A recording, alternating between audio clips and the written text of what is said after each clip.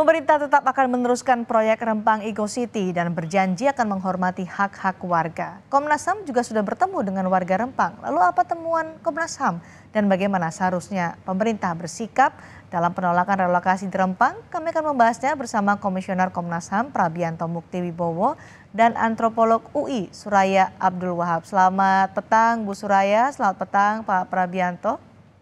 Selamat petang, Mbak Selamat Cindy. petang. Baik, Pak Prabianto, apa saja temuan dari Komnas HAM terkait dengan penolakan warga adat di Pulau Rempang soal proyek strategis nasional Rempang Eco City ini? Baik, sebagaimana kita ketahui kemarin tanggal 16 hari Sabtu yang lalu, tim dari Komnas HAM telah hadir di tengah-tengah warga, khususnya di warga Kampung Sembulang. Kampung Sembulang ini merupakan kawasan di mana terletak 3 kampung Melayu tempatan yang akan menjadi titik prioritas relokasi pertama. Oke. Karena di situ akan dibangun sebuah industri pengolahan pasir kuarsa untuk solar cell. Dan ini yang menjadi pokok masalah karena warga diberikan tenggat waktu pada tanggal 28 September ini mereka harus pindah dari lokasi yang telah ditempati oleh mereka secara turun-temurun. Dari Komnas Puluhan bahkan ratusan tahun Oke. kami hal ini terkonfirmasi, artinya keberadaan berpuluh-puluh tahun dari situs-situs atau artefak tradisional yang ada di lapangan, seperti kayak makam-makam kuno ya sejak zaman pendudukan Jepang, kemudian juga ada artefak kebudayaan Melayu kuno yang ada di lokasi yang kami kunjungi. Dan temuan kami, semua penduduk, semua warga di 3 kampung Sembulang ini menyatakan penolakannya terhadap rencana relokasi yang akan dilakukan oleh pemerintah, dalam hal ini PP Batam. Oke. Itu Jadi bagaimana sebenarnya sikap warga soal proyek Rempang Eco City ini? Mereka sama sekali menolak untuk direlokasi atau apa yang ditemukan oleh Komnas HAM?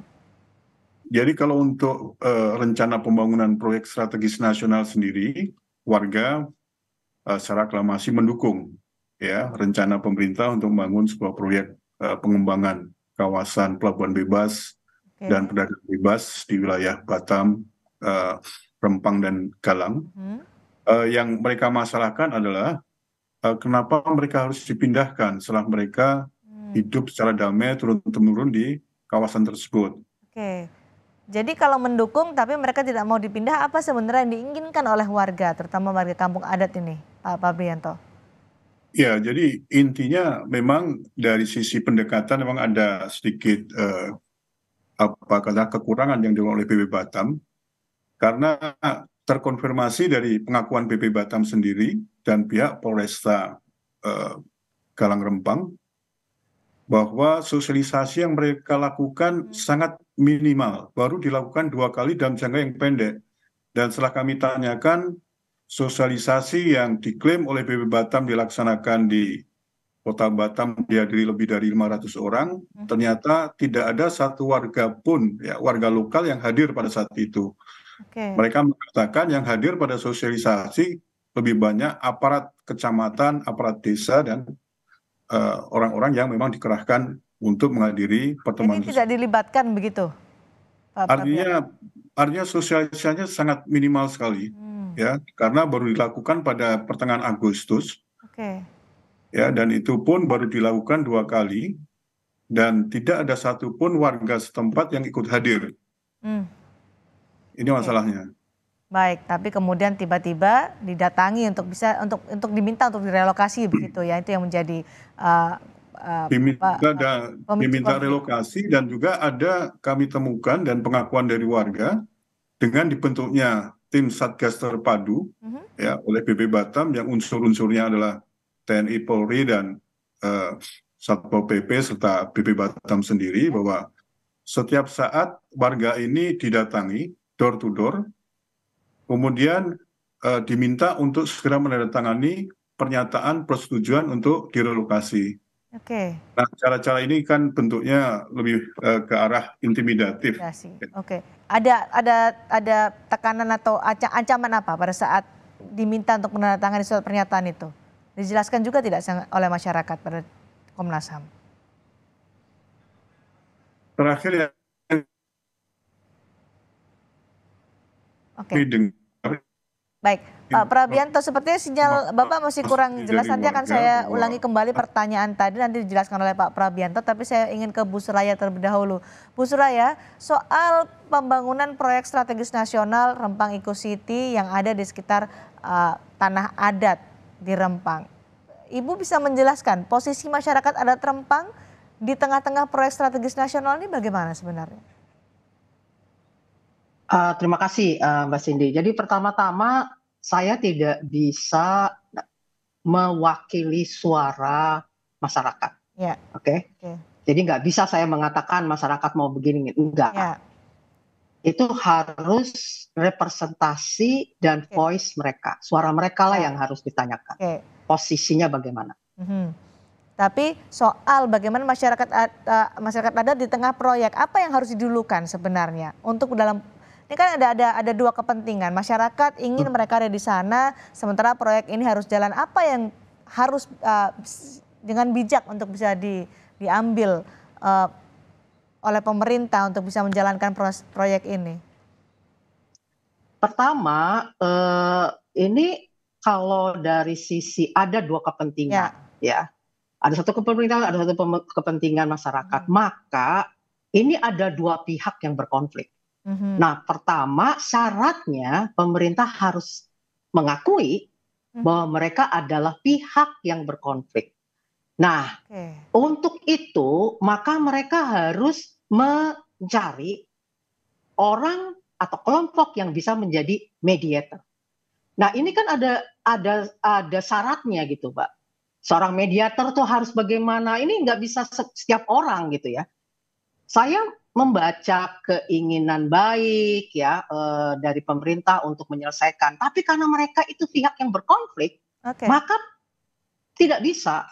Pasti misalnya yang punya konflik of interest, makanya tim terpadu pakai tentara, polisi, ya gimana? Itu udah pasti. Kalaupun masyarakat nanda tangan, itu pemaksaan. Nah, itu tidak akan menyelesaikan persoalan. Sekarang kelihatannya ada kertas gitu ya, tapi akan muncul kembali konflik-konflik terus-menerus. Jadi itu nggak bisa. Cara-cara yang dilakukan itu tidak akan menyelesaikan persoalan. Termasuk Presiden Jokowi yang mengutus Menteri Investasi Bahlil Lahadalia untuk bertemu dengan warga, apakah itu juga masih menurut Anda bukan cara yang tepat dilakukan untuk mengatasi konflik ini? Jadi itu hanya menjelaskan bahwa beliau ingin melakukan negosiasi. Tapi karena pemerintah ini pihak yang berkonflik, tidak tepat beliau sebagai negosiator. Karena itu harus ada kelompok lain yang sifatnya memediasi kepentingan pemerintah apa, kepentingan masyarakat apa. Ada satu proses yang dimediasi. Ini ada cara, Mbak. Nah, yang dilakukan itu tidak akan membuahkan hasil. Kalaupun ada pemaksaan, apa aja ya, ada kan ada usaha bilang, wah udah nih ada sebagian masyarakat bersepakat, itu akan lewat satu proses yang tidak sustainable karena tidak ada yang namanya mekanisme mediasi. Nah, harus dilakukan oleh seorang mediator yang handal. Yang handal itu dari pihak mana menurut Anda, Bu Suraya? Nah, jadi gini, ada banyak sebenarnya kelompok yang biasa melakukan mediator. Ada, Mbak, kelompok itu. Nah, tapi satu syaratnya, pemerintah harus bersedia merelakan bahwa dia atau pemerintah itu adalah salah satu pihak yang berkonflik. Nah, pertama, tidak boleh memaksakan 28 harus selesai, harus gini, itu nggak bisa. Baik, lembaga atau pihak mana yang paling tepat untuk menjadi negosiator dalam kasus ini? Sebenarnya baik di Jakarta ataupun di Riau sendiri ada kelompok-kelompok ini yang biasa memediasi Contohnya? konflik antara perusahaan. Kalau teman saya ya namanya CRU ya, Conflict Resolution Unit. Terus ada saya lupa di Riau berarti ada lembaga juga independen begitu ya, Bu Suraya? lembaga independen, yes. Oke, lembaga independen yang harusnya bisa menjadi mediator atau negosiator. Nah, soal konflik ini kan kita berkonflik dengan masyarakat adat. Bagaimana sebenarnya menempatkan masyarakat adat dalam kasus seperti ini?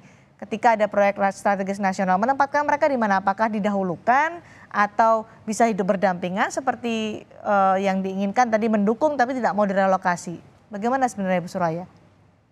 Ya, setiap masyarakat adat itu punya cara dan aspirasi ya. Nah, jadi yang harus diperjelas adalah aspirasi apa mereka itu. Nah, dari teman-teman Komnas mengatakan mereka nggak mau dipindahin. Nah, itu aspirasi mereka.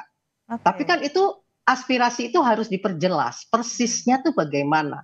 Dan harus dilakukan dengan orang di masyarakat yang representasi mereka. Maka mediator sebelum melakukan mediasi itu harus menyiapkan pihak-pihak, siapa dari pihak masyarakat yang representasi, dianggap representasi suara mereka.